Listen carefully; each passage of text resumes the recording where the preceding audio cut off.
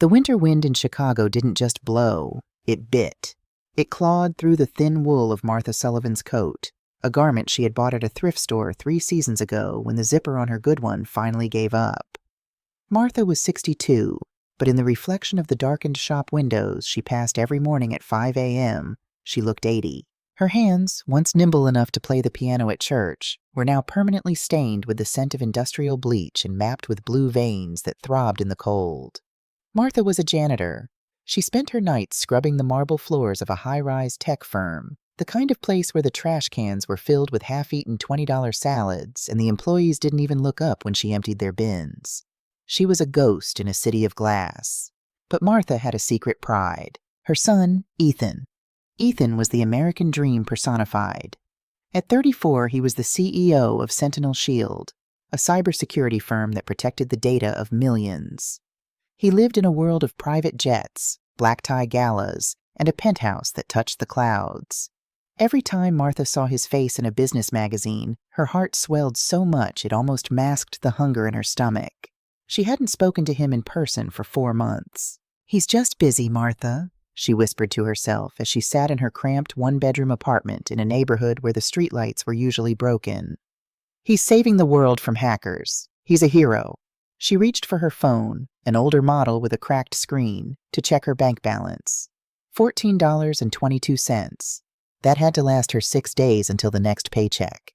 It didn't make sense. Martha worked 40 hours a week, but every time her paycheck hit, a flurry of automatic withdrawals swept it away. Payments for a Platinum Premier credit card she couldn't remember signing up for. Interest on a personal loan for home renovations that certainly hadn't happened in this damp apartment where the wallpaper was peeling like sunburned skin. She had tried to call the bank, but the automated voice always told her she didn't have the right security clearance or that her security questions were incorrect. When she finally got a human on the line, they were dismissive.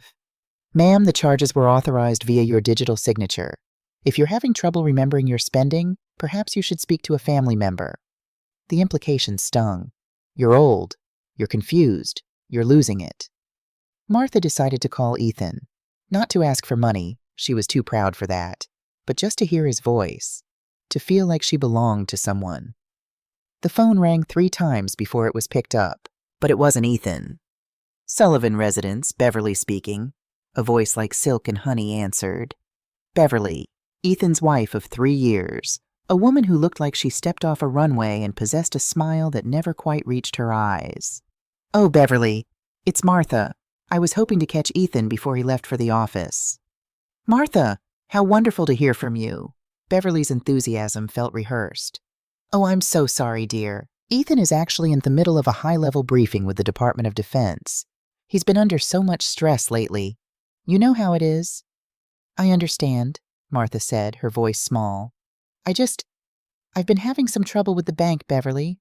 I think there might be a mistake with my accounts." "Again?" Beverly sighed, a sound of staged pity. "Martha, we talked about this. Ethan sent that extra $5,000 to your account last week. Are you sure you haven't just misplaced the records? Maybe you should check that little drawer in the kitchen again. You know how you get." Martha looked at her kitchen drawer. It was empty except for a few packets of salt and a rusted whisk. "I didn't see $5,000, Beverly. I'm looking at my balance right now. It's $14. "That's so strange," Beverly said quickly. "Look, let me check with the accountant. In the meantime, Ethan wanted me to tell you how glad he is that you're enjoying the cruise. He was so happy to see the photos of you in the Bahamas. He says you look 10 years younger." Martha froze. Her hand began to tremble. "Cruise? Bahamas? Beverly, I'm in Chicago. I'm at my kitchen table. I haven't left the city in 2 years." There was a brief, chilling silence on the other end of the line. "Oh, Martha," Beverly said softly, her voice dropping into a tone of deep concern. "This is what we were afraid of. The memory lapses are getting worse, aren't they?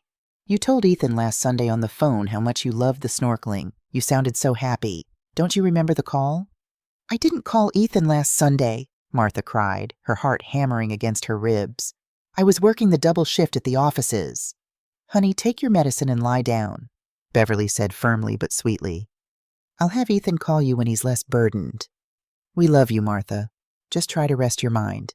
The line went dead. Martha sat in the silence of her kitchen, the cold air seeping through the window frame. She wasn't crazy. She knew she wasn't crazy.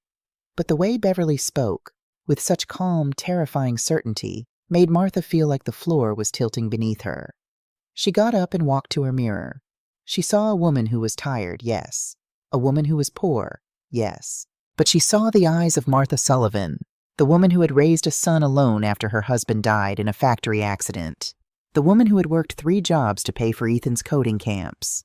She wasn't misplacing $5,000, and she certainly wasn't snorkeling in the Bahamas. The next few days were a blur of cold coffee and growing dread. Martha tried to visit the Sentinel Shield headquarters, but the security guard at the front desk, a young man with a headset, didn't even let her pass the lobby. "I'm the CEO's mother," she told him. The guard looked at his screen. "Sir, Mr. Sullivan's mother is currently on a wellness retreat in Sedona, Arizona.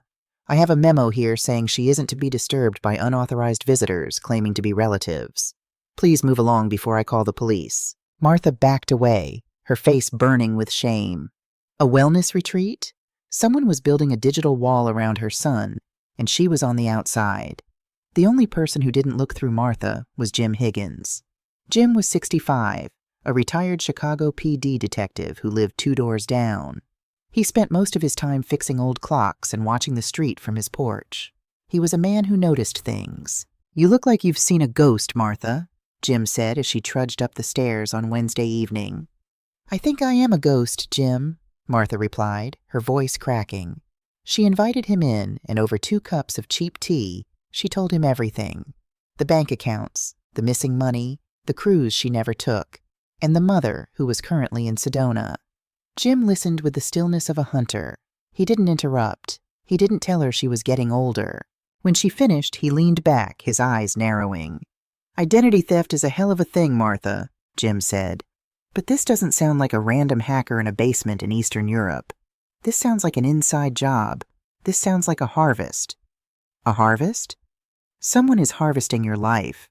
They're using your name to move money, probably to hide it from the IRS or Ethan's own company auditors. If the feds come looking for stolen funds, the trail leads straight to a janitor named Martha Sullivan. You're the perfect scapegoat because nobody looks at the lady with the mop." "But Ethan," Martha choked out.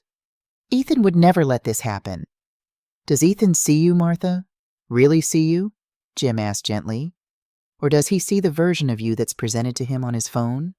Martha realized then that she hadn't seen Ethan in person since his wedding to Beverly. Every interaction had been filtered through Beverly. Emails, scheduled calls, photos of gifts she'd supposedly received. "I have to see him," Martha said, her resolve hardening. "Thanksgiving is in 2 days. Beverly told me they were going to the Hamptons, but she tells me a lot of things. I know where they live. I'm going to show up.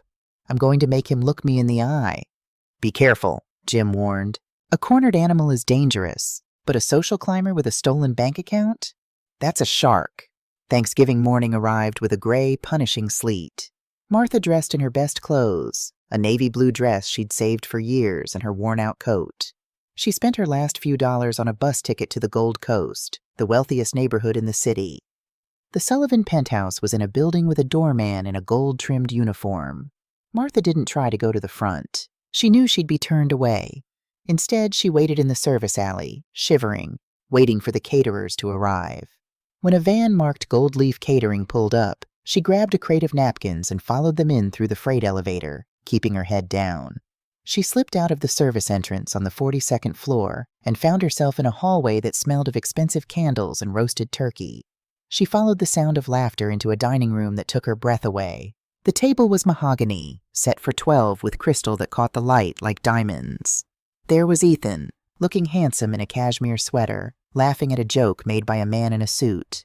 And there was Beverly, glowing in a cream-colored silk dress, her hand resting possessively on Ethan's shoulder.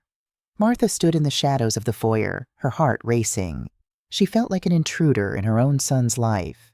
For a second, she almost turned back. She looked at her rough, red hands and compared them to the polished perfection of the room. But then, Ethan spoke. "It's a shame Mom couldn't be here," Ethan said to the guests. "But I'm just glad she's finally enjoying the lake house I bought her.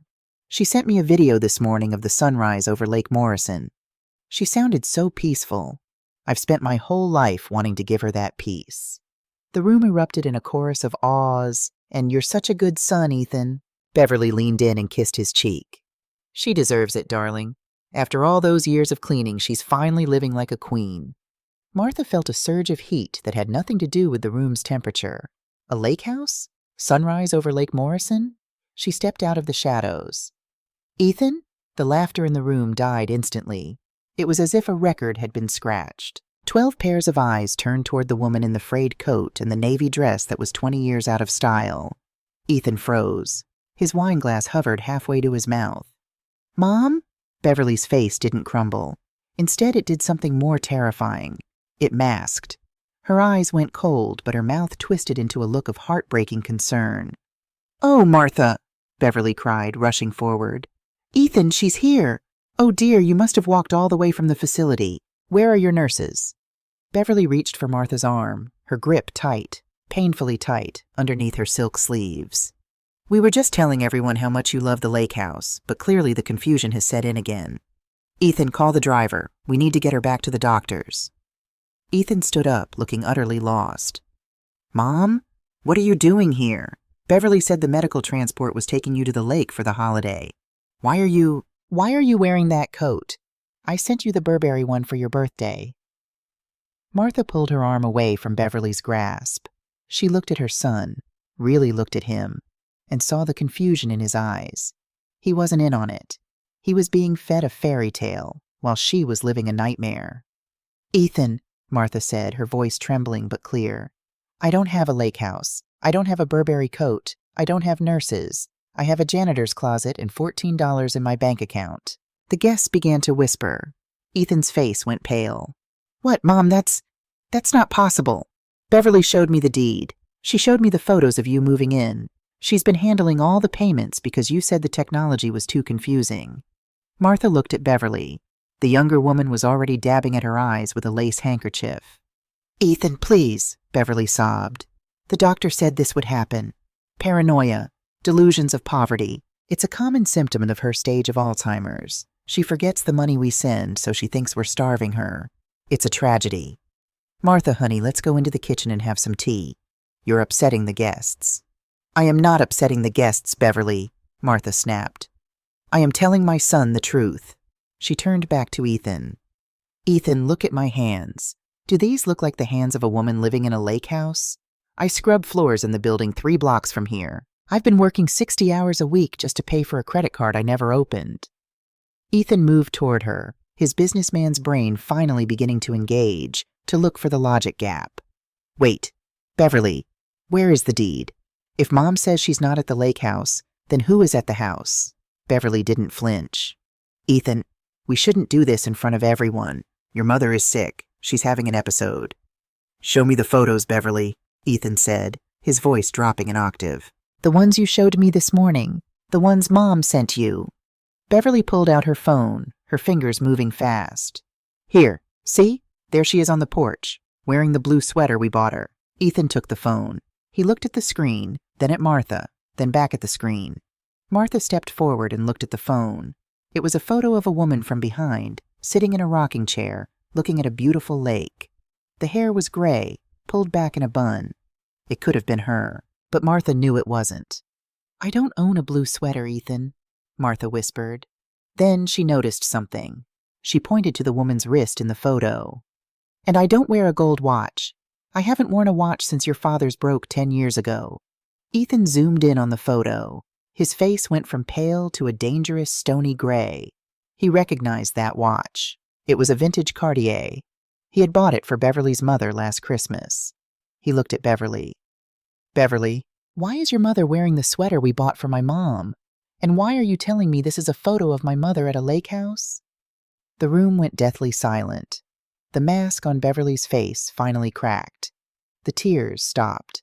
The sweetness vanished. She stood up straight, her silk dress shimmering under the chandelier, and for the first time Martha saw the shark Jim Higgins had warned her about. "Ethan, don't be ridiculous," Beverly said, her voice now flat and sharp. "It's just a mix-up. I must have sent you the wrong file. I'll go find the right one." Beverly turned to head toward the back of the penthouse, but Ethan grabbed her wrist. "No," Ethan said. "We're going to look at the bank records. Right now. on the big screen in the library. Martha felt a wave of relief so strong she had to lean against the wall. But as she watched Beverly's eyes dart toward the door, she realized this was only the beginning. Beverly had been planning this for years. A woman like that wouldn't just give up. She had built a fortress of lies, and she was prepared to burn the whole house down before she let the truth out. "Martha," Beverly whispered, leaning close so only Martha could hear as Ethan led her toward the library. "You should have stayed in your hole. Now I'm going to make sure you lose the only thing you have left." The first climax had been reached. The lie was exposed, but the war had just begun. Martha Sullivan, the woman who was invisible, was finally being seen, and she was ready to fight. The library of the Sullivan penthouse was a room built for a man who believed in the absolute truth of data. Floor-to-ceiling shelves held leather-bound classics, but the centerpiece was a massive 85-inch glass monitor integrated into the mahogany wall. This was Ethan's command center, where he tracked global cyber threats and managed his empire's encrypted servers. Now it was about to become a digital gallows. "Ethan, darling, you're being manic," Beverly said, her voice regaining its rhythmic, hypnotic lilt. She stood by the fireplace, the orange glow of the flames dancing in her eyes. "Your mother is clearly having a breakdown. Look at her. She's trembling. She needs a sedative, not a forensic audit. Think of your guests. Think of your reputation." Ethan didn't look at her.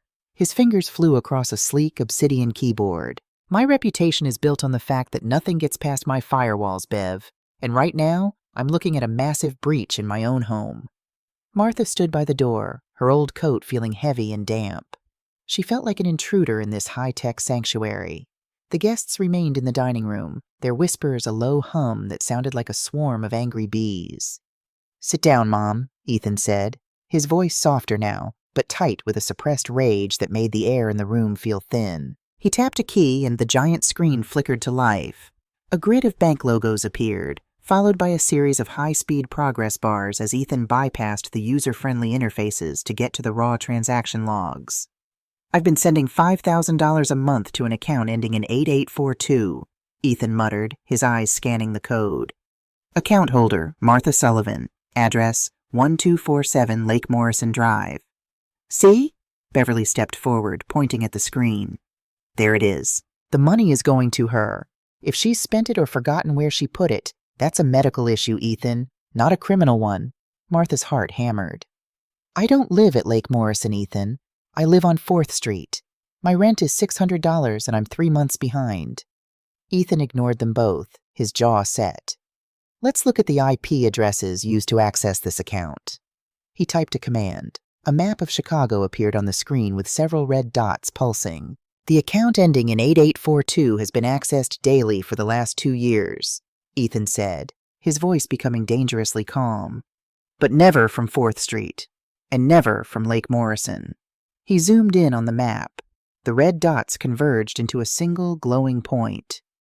Every single login, every transfer to the Lake Morrison property manager, it all came from right here, from this penthouse, from your laptop, Beverly. The silence that followed was absolute. Even the fire seemed to stop crackling. Beverly didn't move. She didn't gasp. She simply tilted her head, a small, cold smile playing on her lips.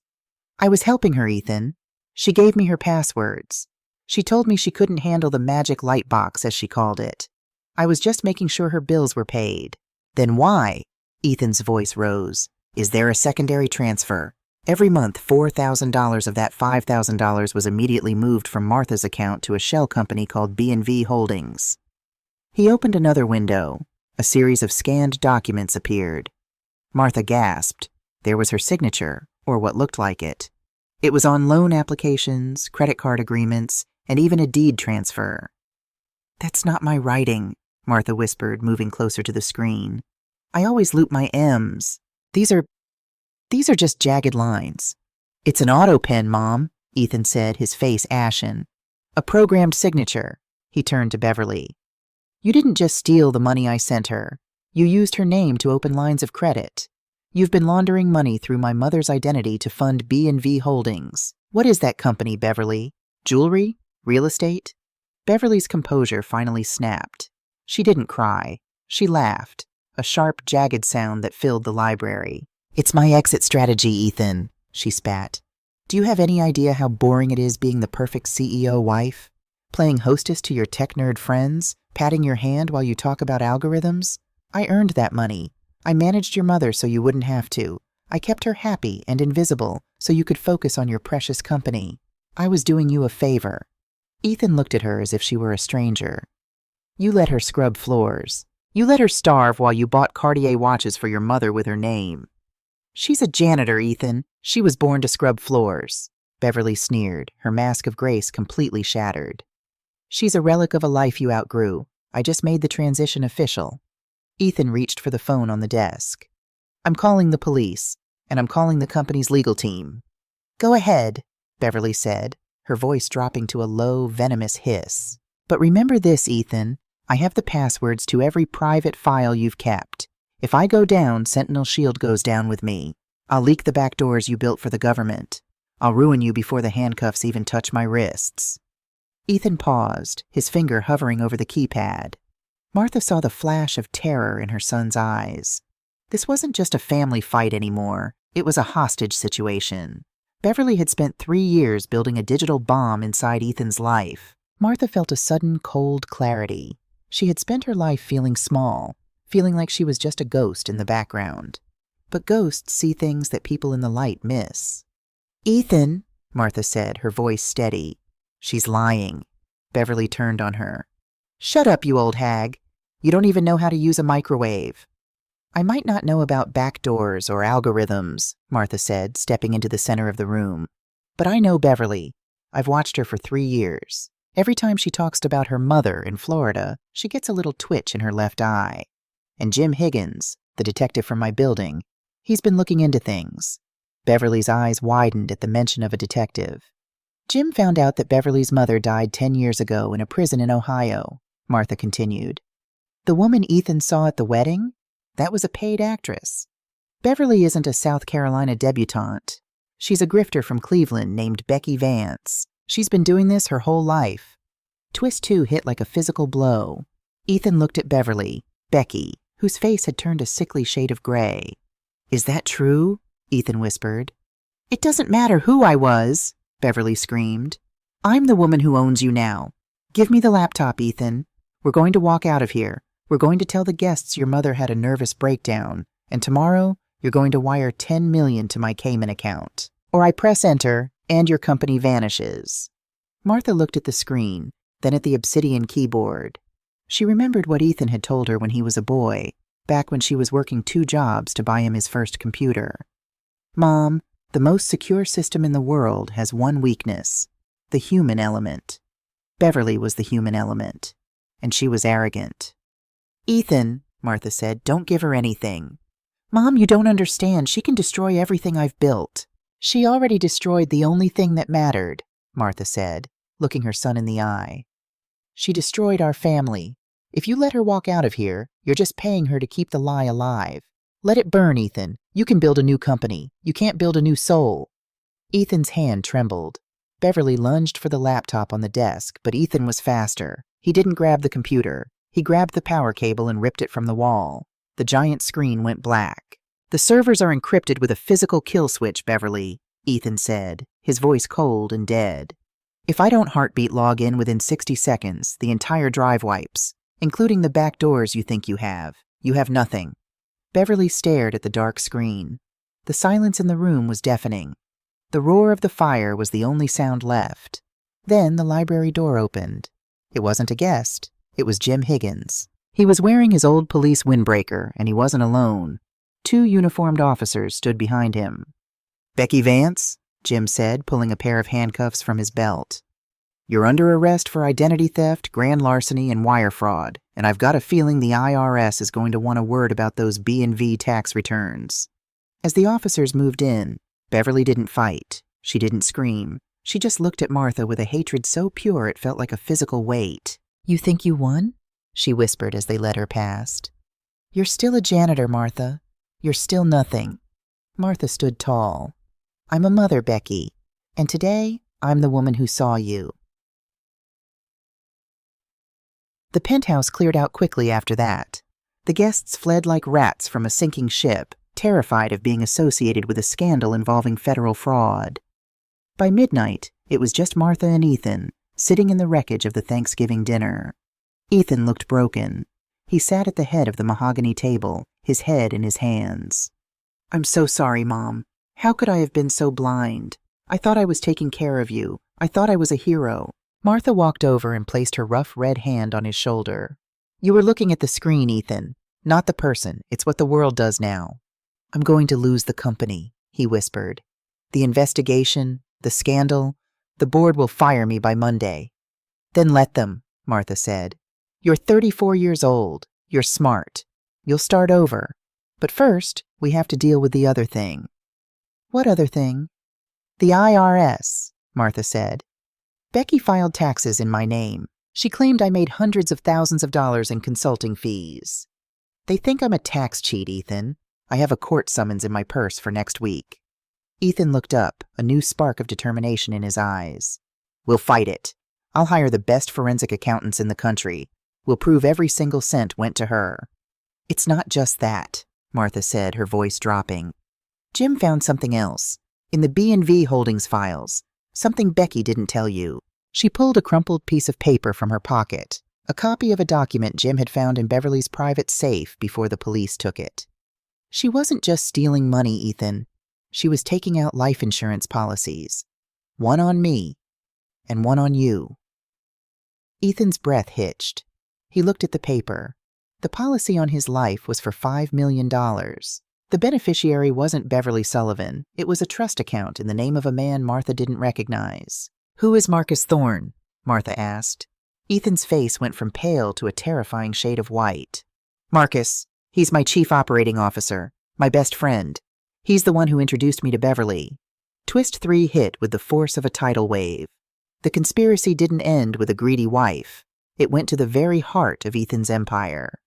"She wasn't just planning to leave you, Ethan," Martha whispered, the horror of it finally sinking in. "She and Marcus, they were planning to replace you, and I think they were planning to make sure I wasn't around to ask any questions." Ethan stood up so abruptly his chair flipped over.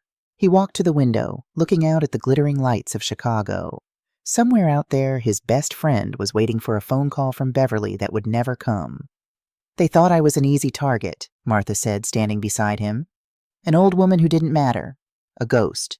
Ethan turned and hugged her, a real desperate hug, the kind he hadn't given her since he was a little boy. "You're not a ghost, Mom. You're the only thing that's real in this whole city." "So what do we do now?" Martha asked. Ethan looked at the dark library, then at the phone on the desk. "Now we don't just defend. We go on the offensive. Marcus doesn't know Beverly's been arrested yet. He thinks the plan is still on." "What plan?" "The accident at the lake house," Ethan said, his voice trembling with a mix of fear and fury. "The one they wanted to send you to for the sunrise." Martha felt a chill that reached her marrow. The lake house wasn't a gift. It was a trap. A remote, isolated place where an elderly woman with Alzheimer's could easily have a tragic fall or forget to turn off the gas. "We're going to Lake Morrison," Ethan said, "but we're not going as victims. We're going as the bait." The war wasn't over. It had just moved from the penthouse to the water. Martha Sullivan had spent years being afraid of the shadows. But now, she realized that the shadows were where she was strongest. She was going to help her son take back his life, one revealed lie at a time. The drive to Lake Morrison took 3 hours, a journey through the dark arteries of Illinois that felt like descending into a cold, forgotten world. Ethan drove his black SUV with a white-knuckled grip, his eyes reflecting the blue glow of the dashboard. Martha sat beside him, the silence between them heavy with the realization that the woman Ethan had loved was merely a weapon pointed at his heart by his best friend. "Marcus was my best man, Mom," Ethan said, his voice cracking the silence. "We started Sentinel Shield in a garage with nothing but 2 laptops and a crate of energy drinks. I trusted him with my life." "He didn't want your life, Ethan," Martha said, staring out at the skeletal trees passing by. "He wanted your throne, and he knew the only way to take it was to make sure you had no one left to lean on." As they neared the lake, the GPS led them away from the paved roads onto a gravel path that crunched like breaking bones under the tires. Then it appeared, 1247 Lake Morrison Drive. It was a beautiful, haunting structure of cedar and glass, perched precariously over the black water of the lake. It looked exactly like the dream retirement Beverly had described, but in the moonlight, it felt more like a mausoleum. "Jim is 20 minutes behind us with a backup team," Ethan whispered, checking his phone. "But we have to play this perfectly. Marcus thinks I'm still in the city, and he thinks Beverly is here with you, settling you in." Martha looked at the house. A single light was on in the upper floor. "If he's here, he's waiting for a signal. What was the plan, Ethan?" Ethan swallowed hard. "According to the encrypted messages I recovered, there was supposed to be a gas leak. A tragic accident involving an elderly woman who was confused and left the stove on. I was supposed to get the news while I was at the office. I'd be devastated, distracted, and Marcus would step in to manage the company while I grieved. And then it would be your turn," Martha added. They stepped out into the freezing night air. The wind off the lake smelled of pine and damp earth. Ethan handed Martha a small, hidden earpiece. "Stay close to me. We're going in through the side door." They moved like shadows. Ethan used a master key he'd found in Beverly's jewelry box. The door clicked open with a soft, mechanical sigh. Inside, the house was staged to perfection. Family photos of Martha, stolen from her apartment, were placed on the mantel, and a brand new Burberry coat hung in the hallway. It was a movie set designed for a forensic team to find. Suddenly, a floorboard creaked above them. "Beverly, is that you?" A man's voice called out. It was calm, professional, and chillingly familiar. Ethan pulled Martha behind a large stone pillar in the foyer. He signaled her to stay put, then he stepped out into the center of the room. "It's not Beverly, Marcus." The footsteps stopped. A man appeared at the top of the stairs. Marcus Thorne was the image of corporate success, tall, silver-haired, wearing a tailored sweater. He didn't look like a killer. He looked like a man waiting for a board meeting to start. He stared down at Ethan, his expression shifting from surprise to a cold, clinical curiosity. "Ethan, you're early, and you're not supposed to be here at all." "The game is over, Marcus," Ethan said, his voice echoing in the glass house. "Beverly, or should I say Becky Vance, is in a holding cell. The police have the B&V Holdings files. They have the life insurance policies." Marcus didn't flinch. He didn't run. He leaned against the railing and sighed. Becky was always the weak link. Too much flair, too much greed. "I told her to keep it simple, but she wanted the Cartier and the Hamptons. She overplayed the Alzheimer's card." "You used my mother," Ethan hissed, stepping toward the stairs. "You made her live in filth while you laundered millions through her name." "I made her a ghost, Ethan, and ghosts don't complain," Marcus snapped, his composure finally breaking. "You had everything. The talent, the vision, the mother who loved you. I did the grunt work. I built the infrastructure. And what did I get? 5% and a thank you at the annual gala?" Marcus began to descend the stairs, slowly, his hand in his pocket. "I didn't want to kill you, Ethan. I really didn't. I just wanted you to retire. A broken man, grieving his poor, confused mother. You would have handed me the keys to Sentinel Shield just to make the pain stop." "But now?" Ethan asked. "Now," Marcus said, pulling a small black remote from his pocket. "I have to settle for the tragic fire that took both the CEO and his mother. A double tragedy. The board will have no choice but to appoint me. I'll be the grieving best friend who saves the company." Ethan lunged for him, but Marcus was faster. He stepped back and pressed a button on the remote. A low hissing sound filled the room. The scent of natural gas surged instantly, thick, sweet, and suffocating. "The vents are rigged, Ethan," Marcus smiled. "In 3 minutes, this house will be a bomb, and I'll be half a mile away, watching the sunrise from my boat." Ethan tried to tackle him, but Marcus swung a heavy decorative vase, catching Ethan across the temple. Ethan crumpled to the floor, danced and bleeding. Marcus turned to flee toward the back deck, but a figure stepped out from behind the stone pillar. Martha Sullivan didn't have a gun. She didn't have a remote. She had a heavy cast-iron skillet she had grabbed from the staged kitchen. "You're not going anywhere, Marcus," Martha said, her voice like iron. Marcus laughed, a frantic, desperate sound. "Get out of my way, old woman. You want to die with him? Fine." He lunged at her, intending to shove her aside. But Martha had spent 40 years lifting heavy industrial buckets and scrubbing floors on her hands and knees. She was stronger than any gym-toned executive. She didn't flinch. She swung the skillet with every ounce of rage she had stored up for the last 2 years. Crack! The sound of metal hitting bone echoed through the glass house. Marcus spun, his eyes rolling back, and collapsed onto the hardwood floor, the remote skittering across the room. "Ethan, get up!" Martha cried, rushing to her son. The gas was overwhelming now. Martha could feel her head spinning. She grabbed Ethan under his arms, hauling him toward the sliding glass doors that led to the deck. "Mom?" "The remote," Ethan wheezed. "Forget the remote. Move!" They tumbled out onto the deck just as the sound of sirens began to wail in the distance. But the air outside wasn't safe. The gas was venting out. "The pilot light!" Ethan gasped, pointing back inside toward the fireplace. "The timer! It's going to spark!" Martha didn't think. She grabbed a heavy patio chair and threw it through the glass railing of the deck, creating a path to the stairs leading down to the water. They scrambled down the wooden steps, Martha practically carrying Ethan's weight. They were 50 feet away, huddled behind a concrete retaining wall at the water's edge, when the house breathed its last. Boom! The explosion was a roar of orange and gold. The stolen sunset had finally arrived, but it was made of fire. Shattered glass rained down like diamonds into the black lake. The beautiful cedar trap was gone in an instant. Martha held Ethan tight as the heat washed over them. Above, the sky turned a bruised purple as the first light of dawn began to break over the horizon. 6 months later. The Chicago sun was actually warm today. Martha Sullivan sat on a bench in Millennium Park, watching the tourists take photos of the silver bean. She was wearing a coat, a real one, made of soft cashmere, in a deep forest green. Her hands were still mapped with veins, but they didn't throb anymore. She spent her days volunteering at a local literacy center, teaching other ghosts how to read their bank statements and navigate the digital world. Ethan walked up to her, carrying 2 cups of tea.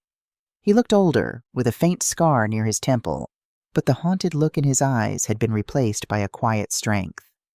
"The final audit came in today," Ethan said, sitting beside her. "Becky's B&V accounts were seized. The IRS has officially cleared your name, Mom, and there's a settlement from the insurance fraud case." He handed her an envelope. Martha didn't open it. "I don't need a settlement, Ethan. I have a son who calls me every day. That's a pretty good balance." Ethan smiled. "I'm stepping down from Sentinel Shield next month. I've appointed a new board. I'm starting something smaller, something that focuses on protecting seniors from cyber fraud. I'm calling it the Martha Project." Martha felt a lump in her throat. She looked at the city she had spent decades cleaning, the city that had once made her feel invisible. "You know," Martha said, looking at the silver reflection of the park, "for a long time I thought that woman had stolen my life. But sitting here now, I think she actually gave it back to me. She made me realize I wasn't done yet." "You were never done, Mom," Ethan said, leaning his head on her shoulder. "You were just waiting for the right light." As the sun set over the Chicago skyline, it wasn't a stolen sunset anymore. It was theirs. A real, honest glow that signaled not the end of a story, but the beginning of a life lived in the light.